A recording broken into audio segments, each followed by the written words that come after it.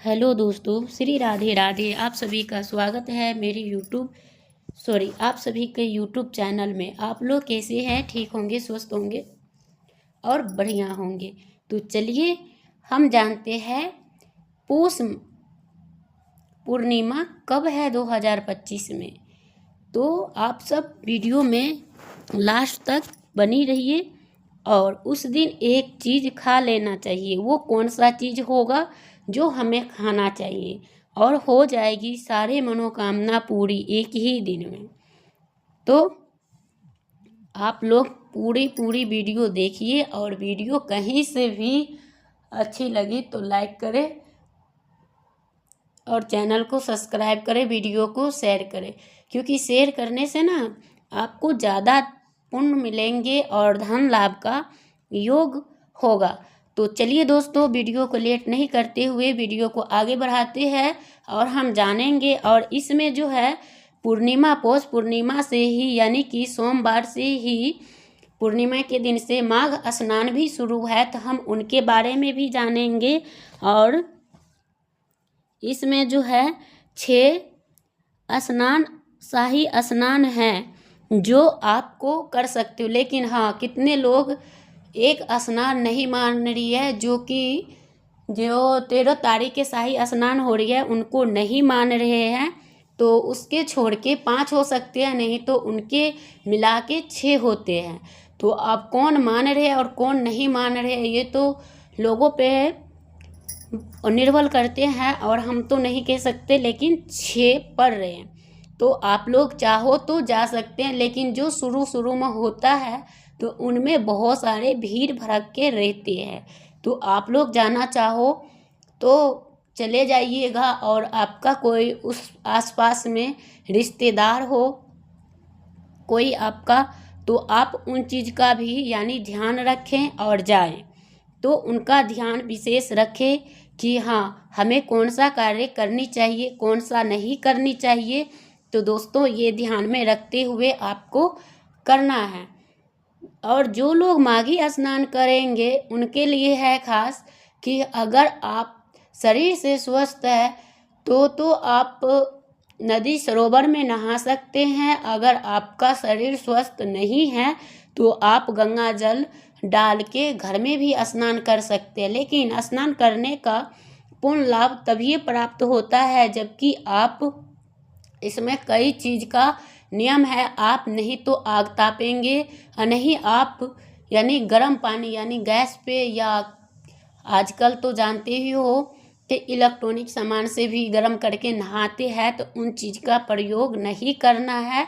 हाँ, आप मोटर जैसे चलते हैं तो इन चीज़ से चला के आपको वो गर्म पानी होता है तो कोई बात नहीं। लेकिन चूल्हा और इलेक्ट्रॉनिक सामान डाल के और उनमें नहीं करना चाहिए, जैसे गीजर उजर वाले पानी नहीं लेना है, क्योंकि इससे आपका फल नहीं मिलेगा, लेकिन स्नान आपका खंडित हो जाएगा। तो आप लोग इन चीज़ को ध्यान में रखते हुए आप इन चीज़ को नहीं खाएं और नहीं इनका यूज करें, नहीं नहाएं। और इसमें माघी स्नान में जो खाना होता है, इसमें लहसुन प्याज का त्याग करना होता है। इसमें कच्चा चावल खाया जाता है, कच्चे चावल होता है, एक पक्की चावल होता है, ये खाए जाते हैं। और इसमें सात्विक भोजन लिया जाता है, जिसमें कि जो सब्जियां शुद्ध हो तो यही सब खाया जाता है। गाजर, मूली ये सब नहीं खाए जाते हैं और उनको खास के ज़मीन पे लेटना होता है। कई लोग तो बिस्तर को भी यूज करते हैं, तो रुई वाले गद्दा पे नहीं सोनी चाहिए। इसमें बहुत सारे नियम हैं। इतना लोग अगर फॉलो करते हैं तभी तो, कोई करते भी है कोई नहीं भी करते हैं। तो ये आप लोग पे निर्भर होती है। और हम तो जिस प्रकार से बता रहे हैं दोस्तों, उसी प्रकार से बताते आज ही नहीं, हर एक वीडियो में आ रही हूँ। तो आप सब पर निर्भर करता, आपकी शरीर सक्षम है तो करें, नहीं है तो नहीं करें। इससे अच्छा आप पूरे माघ में आप सात्विक भोजन भी खा के आप इनका लाभ भी उठा सकते हो। ज़रूरी नहीं कि आप ये करोगे जब ये आपको कुछ होगा। और शाही स्नान में कौन कौन सी स्नान हमें करनी चाहिए तो वो हम बताएंगे। तो इसमें है 6, और कितने तारीख के लगा है अब कब कब है, तो उससे पहले हम जान लेंगे पूर्णिमा का सारे नियम। कब है 12 या 13 जनवरी का। तो देखिए पौष पूर्णिमा है 13 जनवरी का, और उसके बाद आपका चंद्र उदय का शुभ मुहूर्त भी बताएंगे, और पूर्णिमा के दिन सुबह से लेके शाम तक के संपूर्ण नियम भी बताएंगे, और माघ स्नान करने के भी इन 5 बातों को तो हमने बता दी हूँ, और उसमें दान पुण्य भी किया जाता है, तो आप लोग जान गए हैं। अब हम चलते हैं पूर्णिमा के सुबह से लेके शाम तक। तो देखिए सुबह में उठ के आपको स्नान ध्यान कर लेनी है। अगर आपके पास नदी सरोवर पास पड़ती है तो आप उस दिन वहीं पे जाके स्नान करें तो ज़्यादा श्रेष्ठ होता है और लाभ होता है। और वहाँ से आने के बाद आप सूर्य देव को जल दें, फिर आप अपने मंदिर में पूजा करें, और उस दिन जो है श्री हरि विष्णु का पूजन बिल्कुल विधिवत पूर्वक से करना चाहिए। और चाहो तो पूर्णिमा के दिन आप सत्यनारायण भगवान का पूजा भी कर सकते हो, उनका पाठ भी कहला सकते हो, और हवन भी करना चाहिए हर एक मनुष्य का। और हवन जो करते हैं तो उसमें आपको खीर ज़रूर डालना चाहिए, क्योंकि खीर से ना हमें जो हवन की जो सिद्धियां होती है वो पूरी होती है, और हमारा पूर्ण आशीर्वाद मिलता है माता लक्ष्मी का। तो आपको देख लीजिएगा कि आप क्या करना आपको सही है। और उस दिन आप पूर्णिमा के दिन एक चीज़ बनाकर ज़रूर खा लेना चाहिए दोस्तों, तो वो हम बताएंगे वीडियो को लास्ट में, तो आप लोग ज़रूर बने रहिएगा। और उस दिन भी आपको सात्विक भोजन ले रहे हैं तो और बढ़िया, नहीं ले रहे हैं तो उनसे बचे, लेकिन उस दिन नहीं खाना चाहिए किसी को भी। जैसे नॉनवेज खा लेते हैं, कोई लोग मानते हैं, कोई लोग नहीं भी मानते हैं, कोई कहता है इससे क्या होता है, बहुत कुछ होता है दोस्तों, बहुत कुछ जो कि हमारे ऊपर पड़ते हैं, हमारे परिवार के ऊपर पड़ते हैं, तो ये होता है। और उनके बाद आपको पूर्णिमा के दिन जो है आपको दान पुण्य, आप सक्षम है तो दान पुण्य करें, अगर नहीं है तो भी आप कुछ ना कुछ जरूर दान पुण्य करते हैं तो अच्छा होता है। और सूर्य उदय के लिए भी आप लोग पूछते हो रहते हो, तो उनके लिए भी हमने वीडियो में सारे टाइम टेबल देंगे, कितने बजे से कितने बजे यानी पूर्णिमा तिथि लगेंगे और कितने बजे समाप्त होंगे, तो सारे कुछ बताएंगे। तो वीडियो को लास्ट तक बने रहिए और वीडियो को फुल वॉच करिए। और जिन भाई बहन मेरे चैनल पे पहली बार आए हुए हैं तो उनसे हैं उम्मीद कि आप हमारी आवाज़ को, हमारी वीडियो को पसंद करते हैं तो वीडियो को लाइक करेंगे, चैनल को सब्सक्राइब करेंगे, और कमेंट बॉक्स में श्री हरि विष्णु जरूर लिखेंगे या श्री राधे राधे जरूर करिएगा। और हाँ दोस्तों, अगर आपके घर में राधे कृष्ण का विग्रह है, या लक्ष्मी नारायण का है, या लड्डू गोपाल जी है, या शालिग्राम जी है, जो भी चीज़ है उनको आप विधिवत यानी कि विधिवत पूजा पंचामृत के साथ करनी चाहिए। और उस दिन पूर्णिमा के दिन तुलसी के पत्ते नहीं तोड़ना चाहिए, उससे एक दिन पहले तोड़ के रखवा लेना चाहिए। और पहले उससे एक दिन पहले भी आप जान रहे हैं सोमवार के पूर्णिमा है तो संडे पड़ रहे हैं, तो आपको शनिवार के दिन ही तोड़ना होगा। तुलसी 3 दिन 11 दिन तक रहते हैं, तो आप लोग ज़रूर से यूज करिएगा, लेकिन ये नहीं कि आप उसी दिन तोड़िएगा। ये हो गया। और उनके बाद आप लोग बनी रहो और वीडियो को ढेर सारा प्यार दीजिएगा। और जो कोई लक्ष्मी नारायण को मानते होंगे और माता लक्ष्मी चाहते होंगे वही इस वीडियो को लाइक करेंगे, चैनल को सब्सक्राइब करेंगे। तो चलिए दोस्तों, देर नहीं करते हुए हम बताएंगे जो 6 स्नान है उनके बारे में।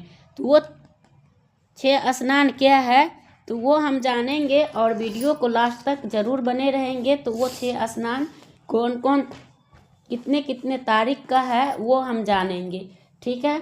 तो चलिए वीडियो को लास्ट तक देखिए, और वीडियो पसंद आए तो लाइक अवश्य में कर दीजिएगा। तो वही है जो कि हम बताने जा रहे हैं आप सबको। एक है 13 जनवरी का शाही स्नान, एक 13 जनवरी का है, और दूसरा है 14 फरवरी का, और तीसरा है एक है 13 जनवरी का, एक है 14 जनवरी का, और एक है 29 जनवरी का। तीसरा है 29 जनवरी का, और चौथा है 3 फरवरी का, जो कि उस दिन बसंत पंचमी भी रहने वाली है। तो चलिए, अभी कंफर्म नहीं हुआ है लेकिन हो जाएगा। तो वो 3 फरवरी का मसाही स्नान है, एक है 12 फरवरी का, लास्ट वाला है 26 फरवरी का। आप इन 6 में से किसी भी दिन आप जाके स्नान, शाही स्नान गंगा कर सकते हैं प्रयागराज में, तो आप जा सकते हैं। और उनके बाद आपको जो है इस स्नान के दौरान आपको कुछ दान पुण्य करने के लिए भी कुछ लेके जाना चाहिए, क्योंकि दान पुण्य करने से ही हमारे पाप करते हैं। और बहुत सारे लोग जैसे कि गंगा स्नान करने जाते हैं तो उनमें ना वो लोग ये करते हैं कि स्नान करने के साथ साथ साबुन, शैम्पू ये सब यूज करते हैं। तो गंगा जी में कभी भी जाओ, कभी भी, तो आपको 2 गलतियां नहीं करनी। एक तो साबुन और शैम्पू नहीं यूज करनी है। तीसरा जो है, हम लोग गंगा में से स्नान करके आते हैं तो मतलब वो करते हैं कि कपड़ा से पानी पोंछ देते हैं, जैसे कि हमारे शरीर में से पानी नीचे गिरते हैं, तो उनको नहीं पोंछना चाहिए। क्यों? गंगा स्नान करने से हमारे जो पितृ होते हैं वो तृप्त होते हैं, तो उनको वो पानी वो पीते हैं, तो इसलिए उनको कहते हैं जितना टपकते हैं उतना ही पुण्य मिलता है, तो उनको टपकने दें। उनको पोंछना नहीं चाहिए, लेकिन हाँ, उनको टपकते रहे हैं तो टपकने दे, लेकिन पोंछना जरूरी नहीं है कहीं से भी। तो चलिए दोस्तों, ये हो गया। और उस दिन आपको मैं बता दूं पूर्णिमा का तिथि प्रारंभ कब हो रही है। तो 13 जनवरी सुबह 5:05 से लेकर और पूर्णिमा तिथि समाप्त हो रही है 14 जनवरी सुबह 3:56 पर समाप्त हो रही है, और 5:05 से स्टार्ट हो रही है 13 जनवरी का। तो इस दौरान आप लोग इसी में जितने सवेरे उठ के स्नान, ध्यान, पूजा पाठ, हवन, सत्यनारायण भगवान के कथा पूजा ये सब करते हैं, तो उतना ही फल आपको प्राप्त होता है। और उस दिन हवन करें। और जो लोग चंद्र उदय का जान रहे होंगे, चंद्र उदय कब होंगे और हम कब चंद्रदेव को पूजन पाठ करें, तो वो भी हम बताएंगे। तो वो है, आपको चंद्र उदय का समय रहेगी 5:30 बजे पर चंद्र उदय होंगे, तो आप लोग उस दौरान आप पूजा पाठ कर सकते हैं और इसी तरह अपना लाभ पा सकते हैं। तो चलिए दोस्तों, आपको मैंने ये तो बता ही दी हूँ। और उनके बाद जो है हम जानेंगे कि उनके बाद आपको क्या करना है, कि हमें कौन सी एक चीज़ खानी है। और जब आप पूर्णिमा के दिन तुलसी माता को आप पूजा कर रहे हैं तो उसमें दूध और जल मिला के मिश्रित जरूर डालें। और चाहो तो उस दिन तुलसी माता का मिट्टी एक चुटकी लाके अपने घर में जहाँ पे धन रखते हो या अपनी मंदिर स्थल पे जरूर रखें। पहले तो दूध और गौ माता के दूध और कच्चा होनी चाहिए, गंगा जल मिला के, और उनको डालो, चढ़ाओ। फिर बढ़िया सा एक दीपक तैयार करो गौ माता का घी का, और प्रसाद, रोली, अक्षत ये सब इन चीज़ों से पूजन करो। फिर उनके बाद वही मिट्टी वहाँ से उठा के अपने पूजा स्थल पे रख दो। इससे क्या होता है कि आपके घर में जितने दरिद्रता होती है वो बाहर चले जाते हैं, और आपका जैसे धन नहीं बचता है या कहीं न कहीं बीमारी में इन्वेस्ट हो जाते हैं, कहीं कई तरह की चीज़ें होती हैं, तो इन चीज़ों से ये रक्षा करते हैं और हमारे घर में एक चम्मच की तरह धन का बढ़ोतरी में हमारी मदद करते हैं। तो ये चीज़ ज़रूर करनी चाहिए पूर्णिमा के दिन। हर एक पूर्णिमा पे आपको करना है तो करना है, मगर करके देखिएगा, ज़रूर आपको पूरी होगी। अब दूसरी है जो है एक चीज़ खाने का क्या है कि अगर आप पूर्णिमा के दिन अपने घर में एकदम सवेरे उठ के स्नान ध्यान करके गंगा जल से मुख्य द्वार के साफ करिए, हो सके तो आप रंगोली बनाए, और नहीं तो आप एक स्वास्तिक हल्दी का ज़रूर बनाए या रोली का। ज़रूर बनाएं। उनके बाद आप विधिवत पूजा करें और पूजा में जो भोग होनी चाहिए उस दिन केसर डाल के खीर बनाएं, चाहे साबूदाना के बनाएं चाहे आप चावल का, लेकिन चावल की खीर पूर्णिमा के दिन जो होती है सबसे श्रेष्ठ होती है। और उनको शाम में चाहो तो शाम में बना के खाओगे तो दो फायदे होंगे, आप मंदिर में भी चढ़ा सकते हो और जो है चंद्र उदय होते हैं तो उस टाइम उस खीर को वहाँ पे भी उनके रोशनी में रख देना चाहिए और फिर उनके बाद आपको उठा के ले आना चाहिए। तो उसमें बोलते हैं कि जो अमृत की बारिश होती है तो उसी खीर में रहते हैं और जो लोग खाते हैं वो अमर रहते हैं और उनको मतलब कभी भी कोई तरह की बीमारी, कोई तरह की नेगेटिव ऊर्जा उनके शरीर के अंदर नहीं होता है, बल्कि वो एकदम अच्छा और सात्विक विचार वाले व्यक्ति होते हैं। तो ये कार्य जरूर करें और उस दिन को खीर हर एक घर में नियम बना लेना चाहिए कि हर एक पूर्णिमा में बना के खाना चाहिए। दोस्तों ये कार्य हर एक मनुष्य का करना है तो करना है। एक चीज़ ये नहीं कि हम एक ही दिन कर लिए तो हमें मतलब एक ही दिन में हमें ये मनोकामना पूरी हो जाए। आप हर एक पूर्णिमा करो, पूरी हो गई फिर भी करते रहो, ये ज़रूरी नहीं कि पूरी हो गई तो हम छोड़ दें। नहीं दोस्तों, ऐसा कभी नहीं करना चाहिए।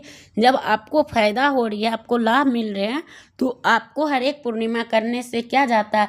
भगवान तो खाने आते नहीं है दोस्तों, खुद खा रहे हो तो महीना में एक दिन खीर बना के भोग लगा के खाते हैं तो उन भोग का जो स्वाद होता है वो अलग होता है और उनका लेवल जो होती है वो भी अलग होती है और उसमें भगवान का आशीर्वाद दिया हुआ होता है जो हम लोग के आगे तक की यानी कि हमारी कई पुश्तैन तक के चलते चले आ रहे हैं और चलाते हैं। पहले ज़माने के लोग ये सब नियम के फॉलो करते थे। आजकल ये सब तो कोई कितने लोग मानते हैं, कोई मानते नहीं है, लेकिन ऐसा कभी नहीं करना चाहिए। तो इनको फॉलो ज़रूर से करनी चाहिए और आप सबको ये कार्य अवश्य में करना चाहिए। और जो लोग माघी स्नान करेंगे तो उनके लिए तो मैं बता ही रखी हूँ, तो आप लोग वो भी कर सकते हैं। और उन दौरान में आप माघी कथा जो होता है, कथा बोलते बोलते थोड़ा बहुत हकला भी जाती हूँ, तो इस वजह से तो कथा भी सुननी चाहिए डेली का। ये नहीं कि एक ही दिन, आप जब तक स्नान करो 12 तो आप पूर्णिमा दिन तक को उनको 12 फरवरी तक का पूर्णिमा है तो आप लोग उतने दिन तक के आप सब स्नान कर सकते हैं। तो चलिए दोस्तों, अगर वीडियो कहीं से भी बढ़िया लगी हो तो आप सबका धर्म बनता है कि वीडियो को लाइक करेंगे, चैनल को सब्सक्राइब करेंगे और यूं ही हमेशा हमारी वीडियो देखने के लिए चैनल को सब्सक्राइब करेंगे तो आपको सबसे पहले नोटिफिकेशन आपके पास जाएंगे। तो वीडियो करूंगी एंड श्री राधे।